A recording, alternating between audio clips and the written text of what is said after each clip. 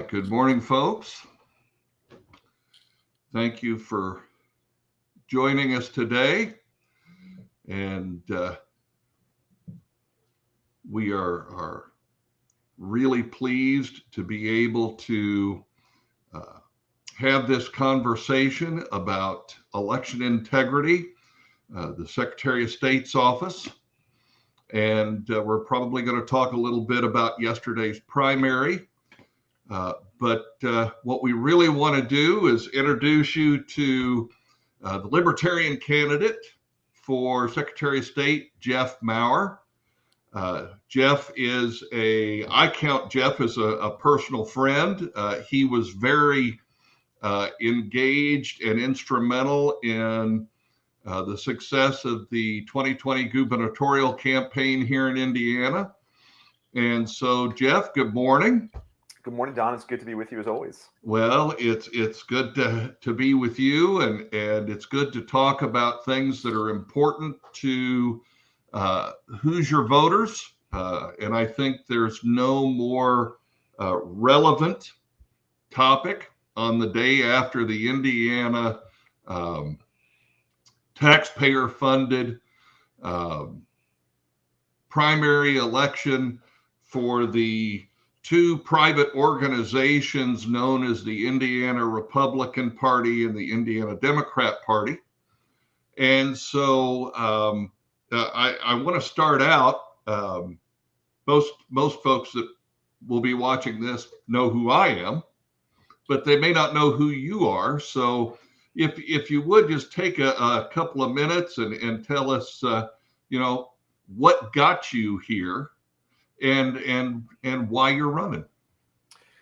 Good morning, Don. Well, I appreciate that warm welcome, and it's always good to have a conversation, especially about consent of the governed. And I know this was a big theme during your campaign. There's nothing more. There's only one way by which Hoosiers, free Americans, free people with unalienable rights give their consent to government through peaceful elections.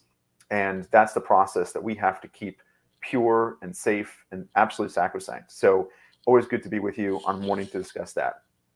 So for those just joining, good morning to all of you. My name is Jeff Maurer, Maurer, and I am running for the office of Secretary of State here in the Hoosier state of Indiana. I am the Libertarian candidate, so I was not on any primary ballots yesterday, but I will be on your general election ballot come November 8th, 2022. And Don, much like you, my reason for running and seeking this office were the same reasons, were the same sense of frustration, that same sense of, wait a minute, nobody is doing this the right way, and nobody is doing this the way that I know I could do it. And it was a matter of what I see as American responsibility. We have both liberty and responsibility hand in hand. And it was a matter of responsibility for stepping up and stepping forward to say, enough's enough, we have to do better. And if I'm the best one around to do it, then so be it. Let me step forward to take on this challenge. And so looking around at the aftermath of the 2020 elections and just seeing and hearing all of the distrust and those nagging questions and all the uncertainty in our election process.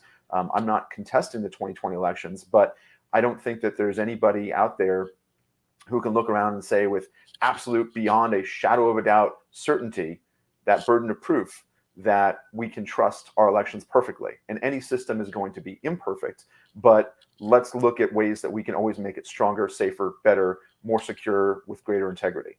So that's why I'm here. That's why I'm running. And I'm grateful for this opportunity to have a conversation about these issues today. Absolutely. And, one of the things that I've been telling people for the past 2 years is that, I'm thrilled that people are concerned about the integrity of our elections. But this is really, nothing new. We have had issues with our elections for decades. And a lot of that goes back to ballot access, and we'll touch on that a little bit later. But, a lot of folks might be wondering, well, what have you been involved with that kind of lends itself, pardon me, to you running for Secretary of State, the top election official in the state of Indiana, the election official in chief, if you will. I know you've been involved in some things in your local area, and so can you tell us a little bit about that? Sure. So we live in a free country, and the responsibility of that is voting. And so I've been in throughout my life and career, I've been in a number of organizations where we vote. Growing up, I grew up in the fire service, was a firefighter for a dozen years, and we had elections for chief, for board commissioners, and it was important to execute those fairly and faithfully. Here at home where I live in Carmel, I'm on my homeowners association board, and by our bylaws for our organization, we have to hold elections for our 270 homeowners once a year. And doing that during COVID, when our bylaws were written for a time that just assumed in-person meetings, was challenging. So we had to keep current with technology, with trends, and with the spirit of true Republican representation and the democratic voting process that enables that. So that's sort of my experience with voting specifically.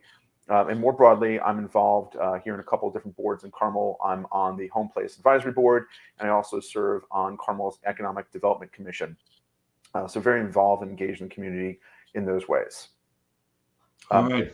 And then more broadly, and specifically to voting or to election issues, I was fortunate to lead the Libertarian Party of Indiana's initiative around gerrymandering and redistricting. Initiative to stop gerrymandering and enable safe redistricting. That was last year as we were going into the redistricting process. And there's an entire website, our methodology, our proposed maps, and what we thought was going to make the process fair. So that goes into a level playing field, and we can get more detail in this later, but it goes into creating a level playing field for having a fair and free election. Absolutely. And I just want to take a second here, and we've had a comment where somebody has said you're not contesting the 2020 election. That says a lot. And I just want to kind of clarify and I'm not going to put words into your mouth. I'll let you, but from my perspective, one of the things that I've told people is that, no matter how much we think there may be issues with past elections, there are folks that are working on those particular specifics, and I feel it's extremely important that we look forward to fixing these things, because the state of Indiana has created a scenario where we can't audit the 2020 election in Indiana. The unfortunate reality is that they've got the system set up, and if you want to use the word rigged, I'm not going to stop you. But they've got the system set up in a way where there are no paper ballots to count. The majority of the voting machines in the state of Indiana do not provide a paper ballot, and therefore we can talk about malfeasance in prior elections all we want, but we can't really do much about it at this point. And people, who purport that they can, they've had 2 years. I want them to put up and show me, because here again, there is no evidence that we have any way to audit the 2020 or the 2018 or the 2016 election. Do you think that's a fair statement for me to make? I certainly agree with it. I would say at any time, I'm always open to new evidence. Just look at our criminal cases, right? We're solving cold cases 20, 30, 40 years later with new technology and new evidence. So I'm always open to new evidence.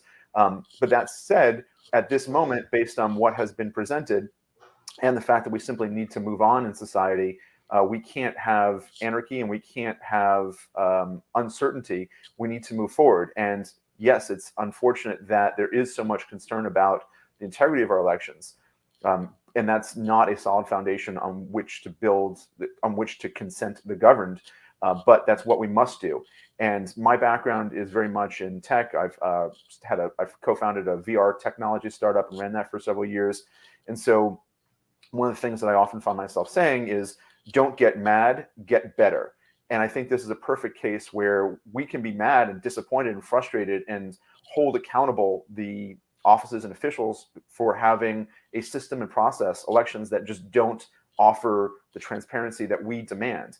And that's unfortunate, but let's not spend time getting mad at them. Let's instead focus on getting better. And that's really where, just like you said, Don, let's focus on solving those issues, making elections safer, more trustworthy, more verifiable, and more auditable as one easy measure to get started on. And that making us better will make us feel happy. And separately, there are those groups who are continuing and pursuing the exploration of the 2020, 2018, and 2016 elections.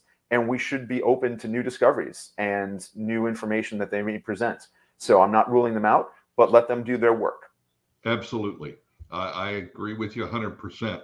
And so, I think the first step that both you and many Hoosiers, and as a matter of fact, a couple of people have already commented on this live stream. The first step is making sure there's a paper ballot for every vote. Talk a little bit about why you think that's important. So we can go pretty much anywhere in our lives and get a printed paper receipt for whatever transaction we do.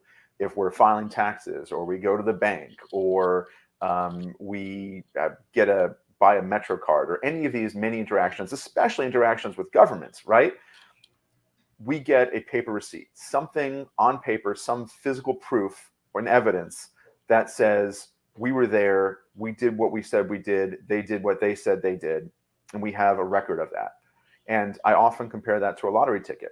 When you buy a lottery ticket, you have that proof in your pocket, in your wallet, on that printed ticket, that these were the numbers, you're in the running for this drawing. And we do this, there are thousands, if not millions of those tickets sold every year, certainly thousands every year. And that is proof that the system works. We can do this. Why is it that there is greater trust in our lottery system than in our electoral system? Let's stop right there and ask that question. Why is there greater trust in our lottery than in our elections? Well, I think I can answer that, because when I buy a lottery ticket, I have a chance of getting something good. When I vote, I have no evidence of anything good. I get screwed either way. Well, we're working hard to get you more options, Don, so that way absolutely. You can get something that you like on your receipt and on your ballot. But the paper receipt is a matter of trust. It says that we're all on the same page, or literally all on the same piece of paper. If I bought an ice cream cone, it says you sold to me for this amount of money. I paid for it. It shows a balance of zero. That everything. This is the agreement. This is the ledger of our transaction.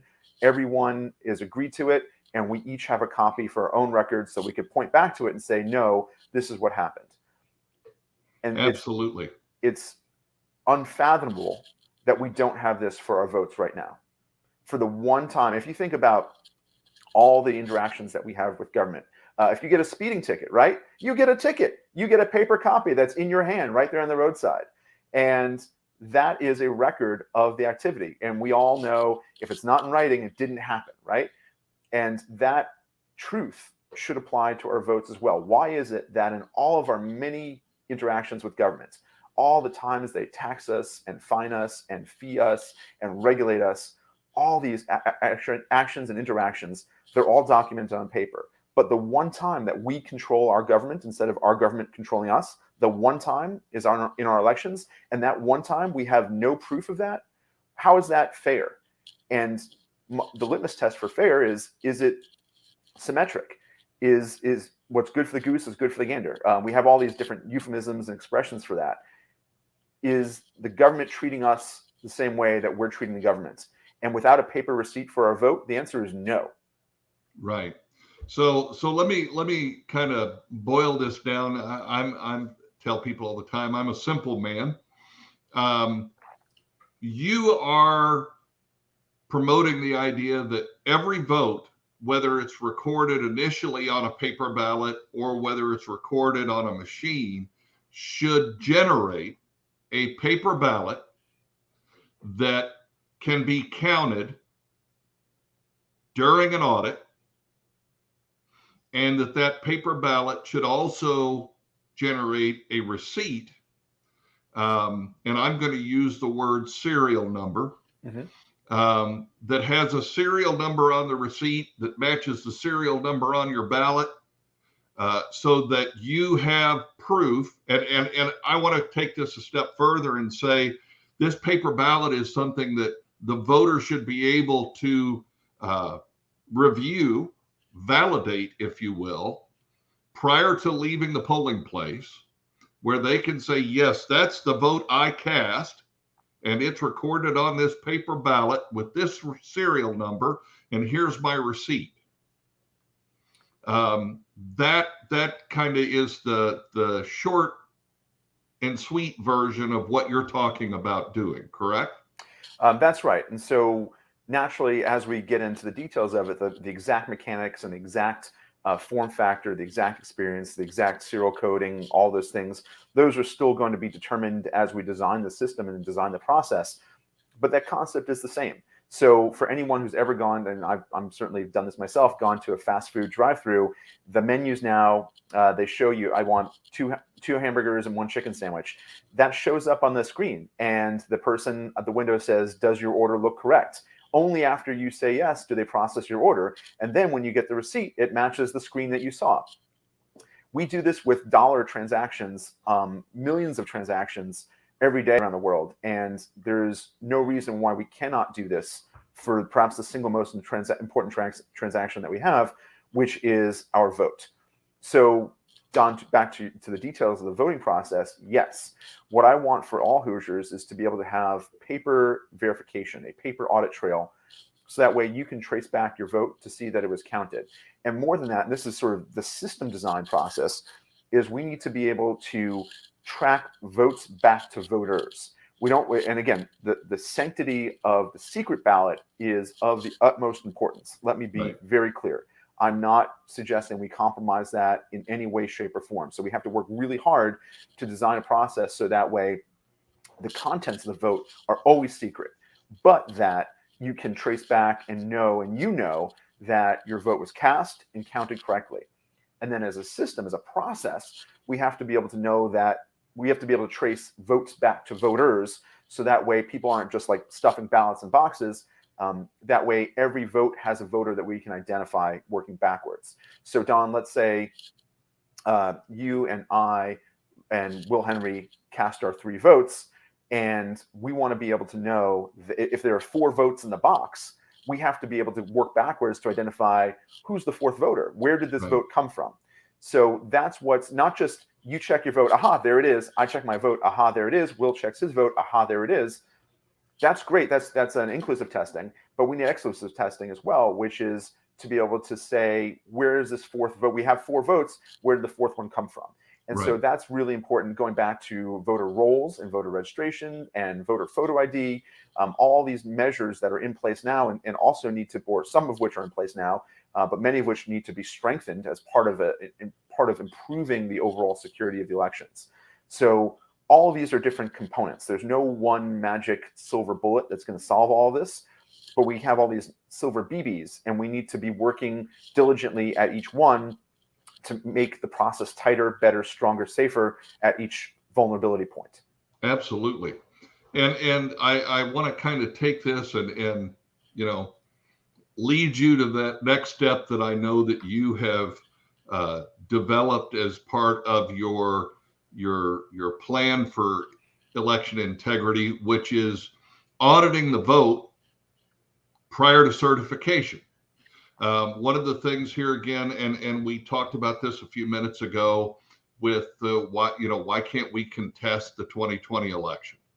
Well, we can't contest it because it's not auditable, because they've set up a system where you can't audit it because there's no paper trail. And we're talking about creating the paper trail. And one of the things I like about your proposal is the idea that I don't ever have to ask for an audit. you're proposing that we have an independent audit of every election prior to the election being certified. Go ahead and talk a little bit about the importance of that. That's right. So there are two parts to this. One is, what is an audit? What is a real audit? And two is the timing and sequencing of it.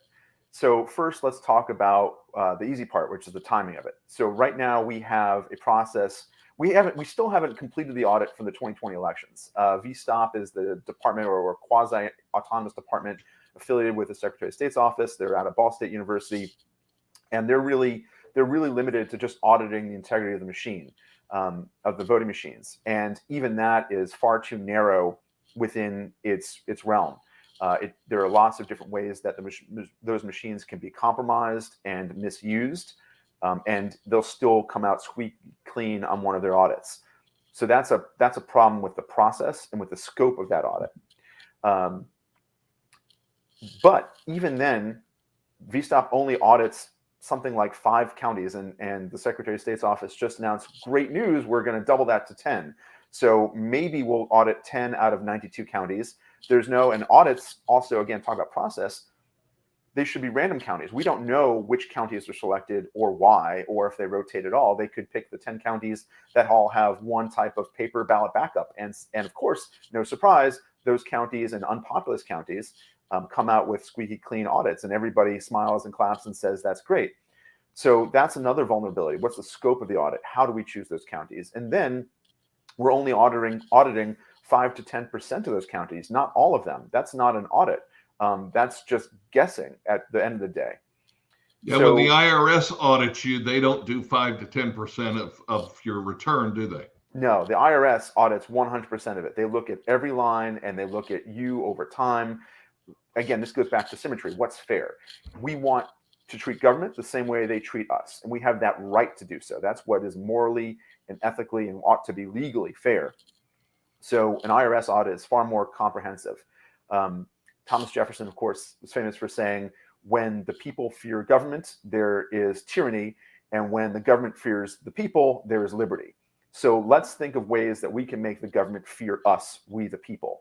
And that is empowering all of us as voters, as taxpayers, as citizens, as Americans, with the ability to audit the government and audit the election. And if we create a decentralized audit, we empower each voter to audit his or her own vote. That's real power that we reclaim for ourselves as we the people. And having a receipt is the first key to that.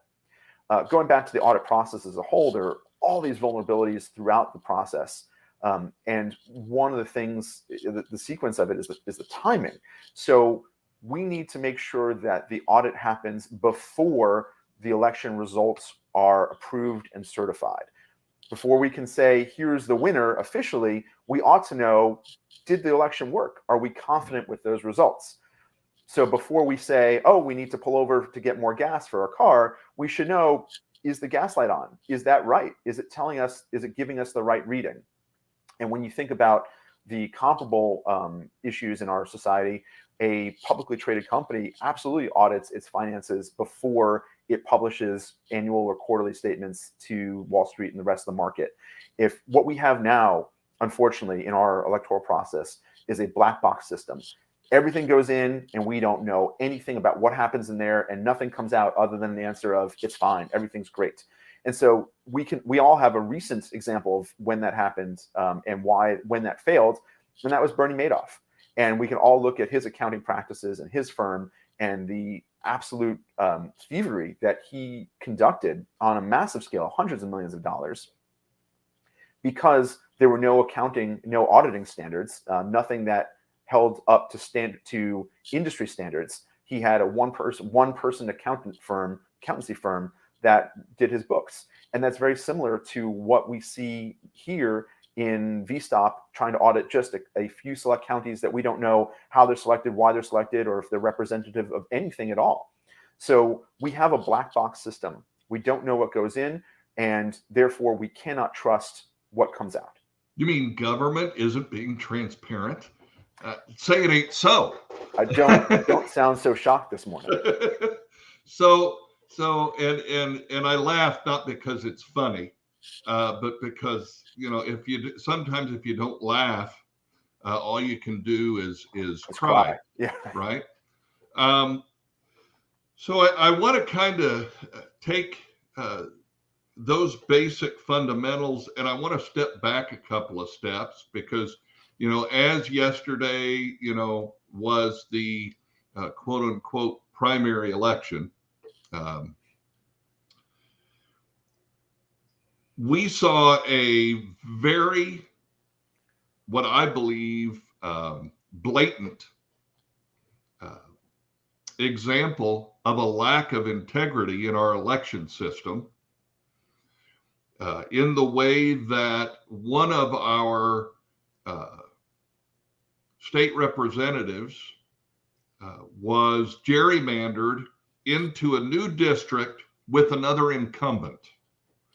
So the Republican Party wanted to eliminate a duly elected local representative, state representative to the General Assembly up in northern Indiana.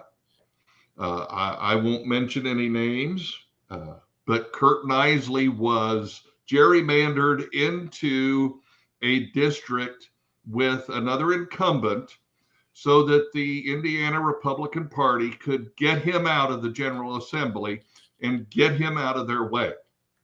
Now, that's my opinion, and I will own that opinion. That is not anything other than my opinion, is that that's what I see that they did.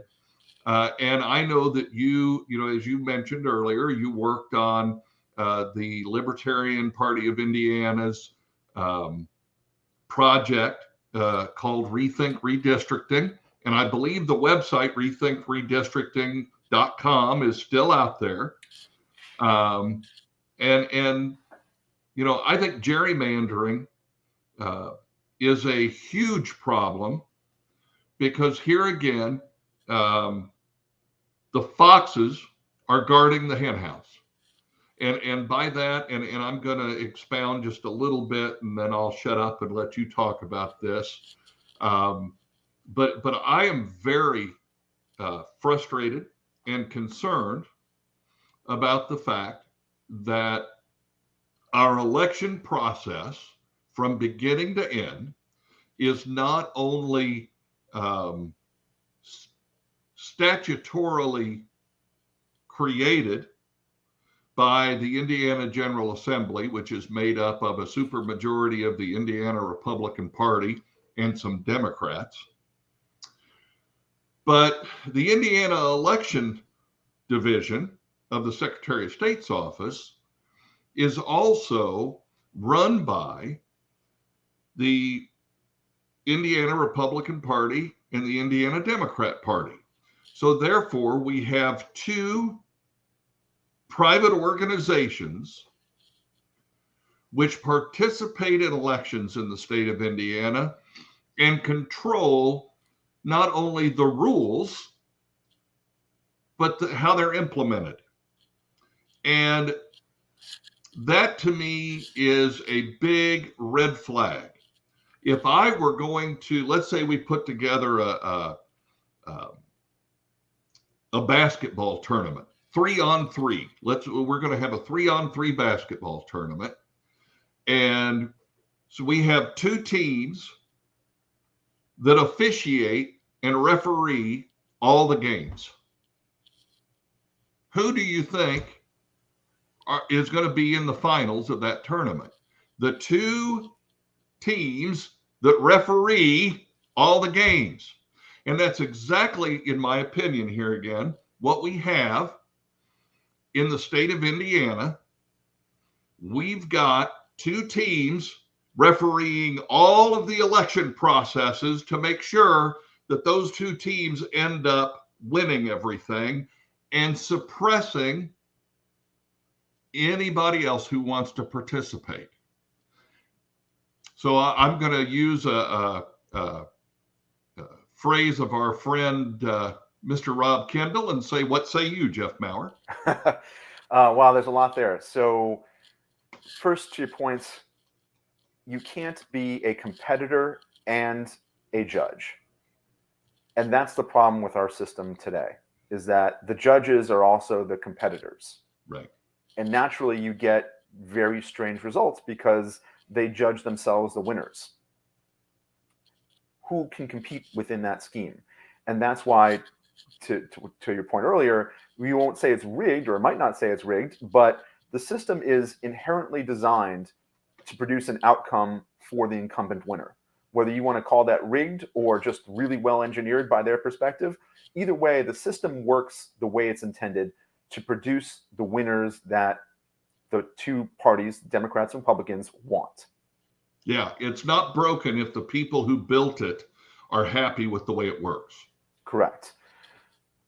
So if you don't happen to want one of those candidates, or don't want one of those policies, or want something different for a change, then as being outside of those two establishments, even a faction within one of those establishments, a challenger within one of those establishments, you're out of luck, because the system is designed to keep you out.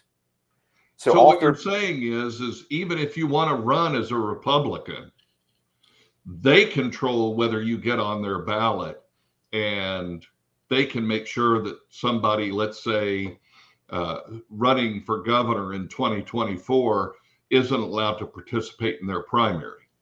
That's right. And there are new rules. You have to pull the ballot of that party 2 sequential elections in a row in order to be eligible to run as a candidate in that party. So the parties make their own rules because, as you said, they're private organizations, and they make the rules that create all these tripping hazards. So that way, if you disagree with the party, with the establishment, they have all these different options to say, no, you don't count, or no, you're not eligible, and they can keep you out. And that's the system protecting itself.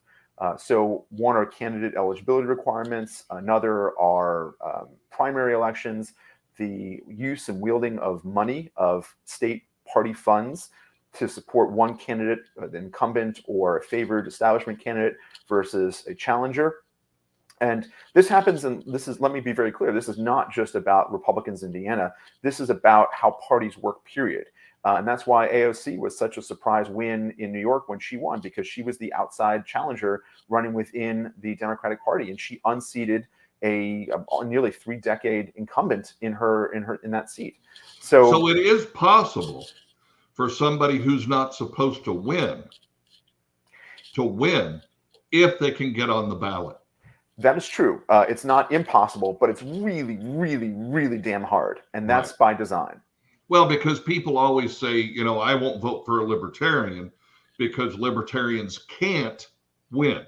Correct. But the reality is if you can get on the ballot, you can win. That's absolutely correct. That's, the whole conversation about ballot access, and we'll talk a little bit more about that in a second, but go ahead. I'm sorry. If you're not in, we all know the saying, if you're not in it, you can't win it. So it's just as simple as that. And if your name is on the ballot, you are eligible, legally and morally eligible to win that election. At that point, it's just about a battle of ideas, a battle of characters, and a battle of vision for the future. What do we want for ourselves? How do we wish to live our lives? What government do we choose for ourselves? What future do we choose for ourselves? And if that future, if you're frustrated and sick and tired of being sick and tired, if you want something different, then you're going to have to vote differently. Absolutely. If we keep doing what we're doing, we'll keep getting what we're getting. Now, you and I both live in Alexander Hamilton County here in Indiana. And one of the things that I've heard people say is that, it appears if you look at the historical voting records in Hamilton County, that more people voted in Hamilton County than were actually registered to vote. And that's obviously a concern. People are worried about that. And that's a kind of a light shining on election integrity. And we've talked about gerrymandering, and we've talked about paper ballots, and let's talk a little bit about, making sure that voter registration is clean. Because that's something that I've heard people talking about the problems in Indiana with keeping the voter registration rolls accurate for 25, 30 years.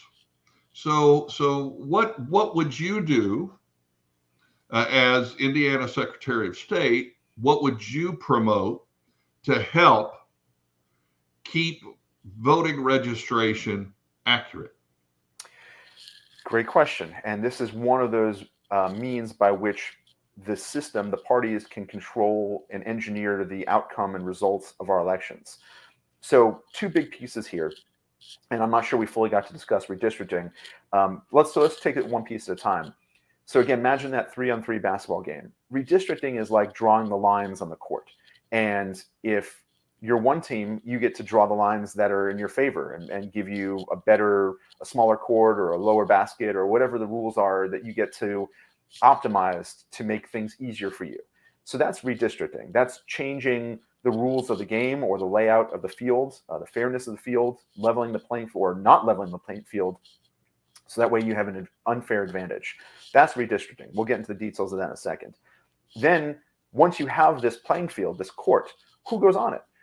And that's where the voter roll really counts, because we're saying if this is a junior varsity competition, a junior varsity 3-on-3, okay, your voter roll should probably, or your team roster should probably include kids who are in junior varsity.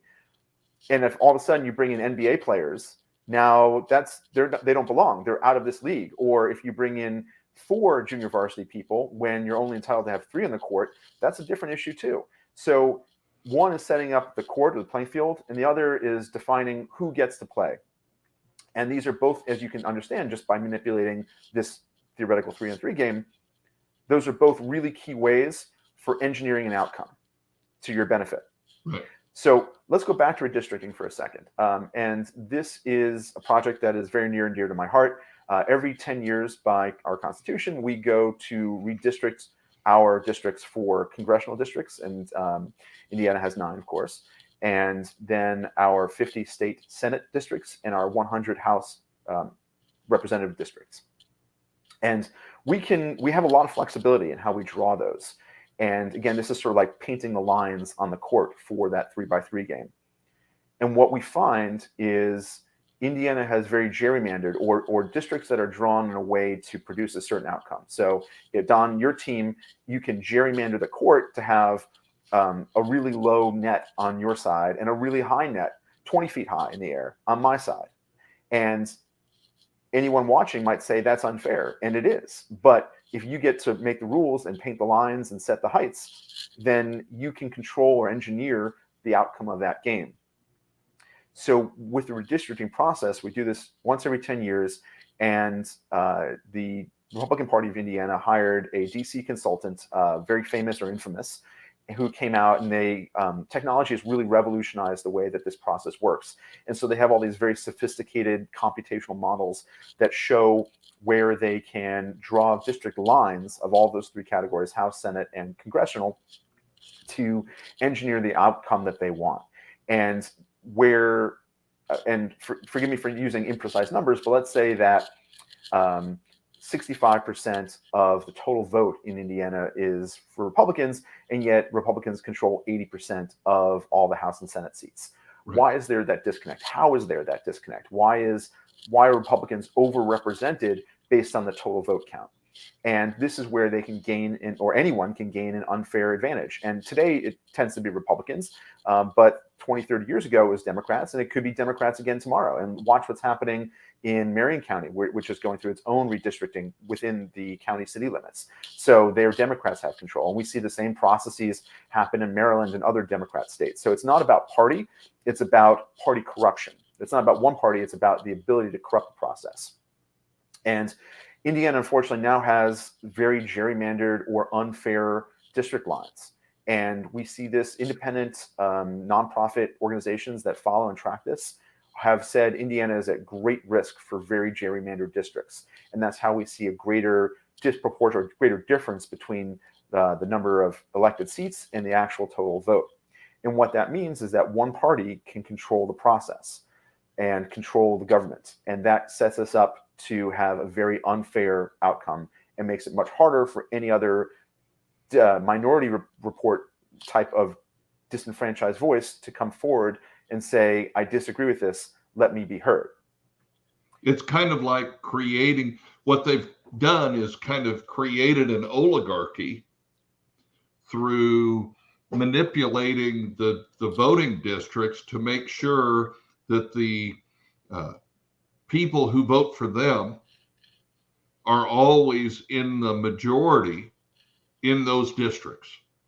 So that instead of creating a district where if it's 50-50, they cut the opposition in half so that it becomes 75-25 in two districts, and they automatically assure themselves in their mind of a win in both of those areas. So let me ask this, because I think this is a kind of dovetails into this. Obviously, when gerrymandering takes place, the idea is for the Republican Party in Indiana, and I'm just using Indiana currently in its current state because everybody knows we have a supermajority of Republicans in our government. The Republicans hold every statewide office and a supermajority in both the Indiana House and the Indiana Senate. And so what we really need to look at is when people say here again, well, gerrymandering is a problem. How does gerrymandering affect independent candidates and libertarian candidates? And in reality, do you think it has an impact on other new parties getting ballot access? Because here again, I think that, more than anything else, from my perspective, just to kind of, I just recently went to the Libertarian Party of Ohio's state convention and spoke there to them. And they don't have ballot access in Ohio because the rules there are so restrictive that it's almost impossible to get and maintain ballot access. So how do you think that gerrymandering kind of plays into that whole ballot access conversation? It does, and it's all part of who's on the ballot and then who gets to vote for it. So first you mentioned an oligarchy, and an oligopoly is defined as ruled by many. In this case, we can be more specific. It's a duopoly because it's ruled by two, specifically two, and those would be the Republican Party and the Democrat Party. If we had even an oligopoly, it would be an improvement because we would have even more voices and more ability to control the final outcome by having greater diversity in that. I guess I was looking at oligarchy as the rule of the Republican Party over the rest of us, since it's a supermajority. And they've gerrymandered their way into that, where their group, the private organization that is the Indiana Republican Party, kind of has control of everything. They do. And so a couple of years ago, I was at a presentation locally by John Ruckelshaus, who, of course, was at the time my representative in the Indiana State Senate. And he talked about how he was gerrymandered. And the party at the time was redrawing districts, and they wanted him out, or they wanted him to have to compete against somebody who was a stronger incumbent. And what they did was they drew the line. He talks about this openly on record in a public forum. They drew the line straight down his street, and then they carved out his house and kept drawing the line straight on down. And so that's how gerrymandering can pull people into different districts. And as a result, he was in, because they carved out his house out of this entire district, he was unable to run in the district that they had been in, and now needed to run in a different district with constituents that he didn't know, issues that he wasn't as familiar with, and against a strong incumbent who may well have been better funded with thousands or tens of thousands or even hundreds of thousands of dollars by the state party. And that's how party systems can control who's on your ballot and the outcome of those votes in those elections. So to your question about redistricting and Kurt Nisley in the North, that's effectively what happened to Kurt this last cycle as well. He was perceived as a dissonant voice. He did not agree with the Republican Party majority and was seen, or my estimation is that he was seen as a challenger to them. And so during the 2020 redistricting process, they redistricted him into another district against a strong and well-funded incumbent there. So Kurt Nisley now has an uphill battle to win election again, but now in a newly drawn or differently drawn district.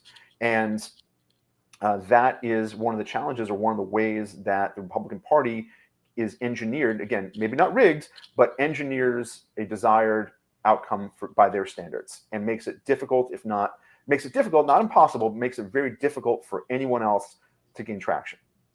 Absolutely. So there's a comment that somebody just made that I want to real quick just address myself if I can. Somebody asked, what are you going to do about the primary elections when you're Secretary of State, because Todd Young was the only senator on the ballot and no one else. And I want to address that because while you were on military duty, I actually went to the Indiana Election Commission meeting where they engineered the individual who was going to run against Todd Young on the Republican primary. And there are a couple of things I want to say about this real quick. First of all, the Indiana Secretary of State shouldn't do anything about how private political parties choose who they put on the ballot for the general election. They should not be involved in that at all. The Indiana Election Commission should not hold any meetings to say you should or should not be on the ballot in a primary. First of all, there should not be any primaries. All candidates for the general election should be chosen at a privately funded and privately held party convention, which is what the Libertarian Party does. And whoever the Indiana Republican Party wants to put on their ballot to run for the office in November is their business. And so the Indiana Secretary of Government should not be involved in the selection of private organizations, political parties, candidates for a public office. But since our current system not only allows for that, but taxpayer funding is used to promote that, since the Election Commission is a quasi-government agency, in my estimation, the only way that we'll ever fix this is to here once again make sure that everyone has the same ballot access. And the only way to provide, in my opinion, equal ballot access for all, is to limit the requirements to get on the ballot to what is in the Indiana State Constitution and the United States Constitution.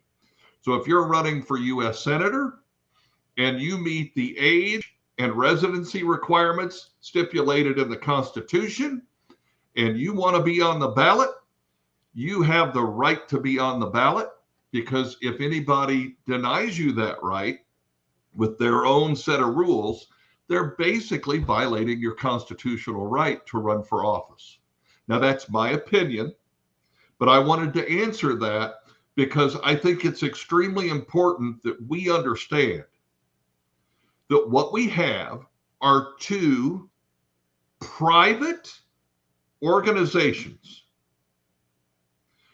that are not only manipulating government, but are utilizing government to restrict the rights of the citizens to participate in government. And it's blatant, and it's a problem. And I just want to say this way. The question was asked, when you're Secretary of State, what are you going to do about it? And I want to turn that around, and I want to look at the folks watching this video and say, as a citizen of the state of Indiana, what the hell are you going to do about it? Quit asking people running for office to fix something that we as voters are continuing to perpetuate. That goes back to my statement earlier. Liberty requires responsibility. Those are two sides of the same coin. And I'm here today because I'm taking responsibility because our system is so broken. And I'm asking all of you who are listening to take responsibility and not just cheer on a candidate, but go vote, go door knock, go tell your other neighbors, donate funds if you're able to. Liberty requires responsibility.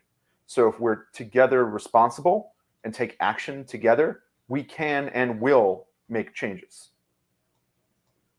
Absolutely. So I know we've only got a few minutes left, and I apologize because I've, probably expressed my opinion more than I should have, but I think you and I share a lot of things, and you do such a wonderful job of politely and eloquently saying the same things that I have a tendency to get a little worked up about. And I think that's what makes us a good team. And of course, I'm going to be working hard on your campaign. But I want to take just this last couple of minutes and talk about one of our goals, which I don't know whether folks know or not, but during the gubernatorial campaign of 2020, the Libertarian candidate, I can't remember his name now, but had second place votes in 32 out of 92 counties. And if you, Jeff Maurer, the Libertarian candidate for Secretary of State here in Indiana, if you receive second place votes in any county in the state of Indiana, then the Libertarian Party will be able to put a Libertarian on the election board in that county. I think that is extremely important because whether folks know it or not, each county has the ability to decide on its own how it runs the election. The counties decide whether they use a machine or not, what machine they use. The counties determine a lot of different things within the election process. Therefore, the more libertarian folks that we are able to put on election boards in Indiana, the more potential for the changes that we're talking about can happen. So how do you feel about that? So one of the most important things that we as Americans and Hoosiers need to recognize is that our elections are actually very decentralized. They're really run at the local level, county by county, in each of about 2,500 counties across the US. Now, granted, there are 50 secretaries of state, and they set rules, they set standards, but Don, to your point, counties run the elections. And so we do have a lot of control, and there's good and bad in this. There's bad in the sense that it's often difficult to have different standards. We have something like 36 different voting machines that are approved, and counties can choose which ones that they want. But it also makes it more difficult in that sense to co-opt or hack the system, because there are all these different systems and they're all operated and managed differently. So there are pros and cons, but we have to recognize what it is. So in Indiana, we have 92 counties and 92 different election processes and systems and managers and teams that manage the elections up to standards set by the Secretary of State's office. So the opportunity here is for the Secretary of State is one, as you say, always to be an advocate in the General Assembly for good legislation that makes all these processes work better and be more secure and transfer power from the government back to we the people, but also to set the standards so that the county clerks have the tools, the resources, the clarity under which to run their elections as best they see fit, but to a certain standard so that we can all trust. And there's risk and vulnerability in this. We saw after the 2020 elections when one state sued another for saying, we don't trust your election results. And now we've all voted on this president or in federal offices. Mm-hmm. And we want you to show your proof that your elections worked. So we're at risk of being sued by any other county, by any other state, if we don't get this right, which is why we have to, and we have an opportunity to lead as well, lead our nation, not just for ourselves, but for everyone else. If we can pioneer a safer, better, more verifiable and auditable election, then other counties, other states will follow us. We can make it easy for them, and then we'll have even greater trust in our election results on federal offices because we know that other states and counties are using the same best practices that we've developed here. Absolutely. So I want to, I like to always use the analogy, there's a pink elephant drinking a martini in the corner of my office here. And that pink elephant is straight ticket voting.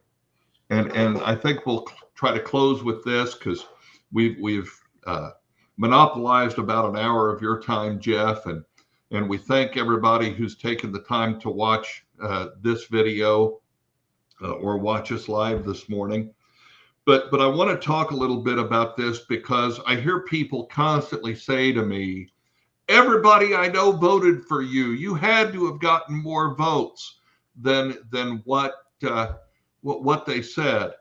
And I think that's true. I think there's a very good possibility that we recorded or we got more votes than were recorded for us. But I think that a lot of that revolves around these voting machines with the straight ticket voting button, where people would go in and hit the straight ticket button, and then they would scratch vote for their governor's selection. And they didn't realize that unless the machine gets reset after they hit the straight ticket button, that their scratch vote doesn't get recorded, that it actually recorded a straight ticket Republican vote, which means even if they didn't think they were voting for Governor Holcomb, they did. How do you feel about straight ticket voting and what would you like to see done? So straight ticket voting is just one of the many tools that parties can use to engineer the desired outcome. And to clarify, so there are, depending on the county's rules, and this varies county by county, if there is a straight ticket vote, and then you differ even just one line of those, like for governor, and choose a candidate who is not part of that straight ticket, the logic that's programmed or can be programmed into that voting machine can say, oh, you've chosen straight ticket, but you also chose something off of that straight ticket. Therefore, the vote doesn't count. It's been compromised or it's scratched. And then your vote doesn't count at all for any of those offices. And it's not clear to the voter when that happens. It's not clear at that final screen. It's not clear how your vote has been cast or if it's scratched or if it's counted even at all. And that's one of the many, many reasons why you deserve a printed receipt in your hand at the end of your vote. Right, because the reality is if the machine printed out your vote and you could look at it before you left and saw that, wait, but I wanted to vote for this person, not the person that it says here, that would be apparent. So it's right here at the top of the hour. And again, Jeff, we're going to do this again, probably a number of times and be, very specific about future topics. But I wanted to give folks an opportunity, a first look, if you will, at who you are and what your thoughts are on election integrity. So thank you so much for taking the time to talk to folks and talk to me. And hopefully, folks, you will go to MauerForIndiana.com and check out Jeff's website. Please, while you're there, if election integrity is important to you, click on the donate button and donate to Jeff's campaign. He's got an uphill battle running against very well-funded, appointed incumbent. If you're not aware, the current Secretary of State was not duly elected. She was appointed by Governor Holcomb.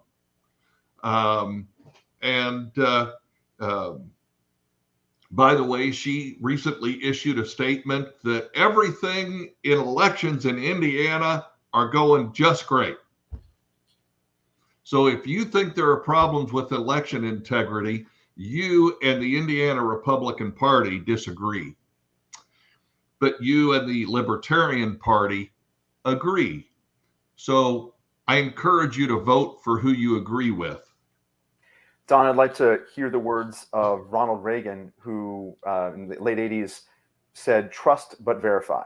And that's how we help disarm Russia as a nuclear power. And we trusted them to do what they said they were going to do, but we also verified. Absolutely. And I want you and every other Hoosier voter out there, myself included, to have the power to trust but verify your vote. Absolutely. And with that, we will again say thank you for joining us today. Jeff, thank you. And we will all see you very soon out on the campaign trail.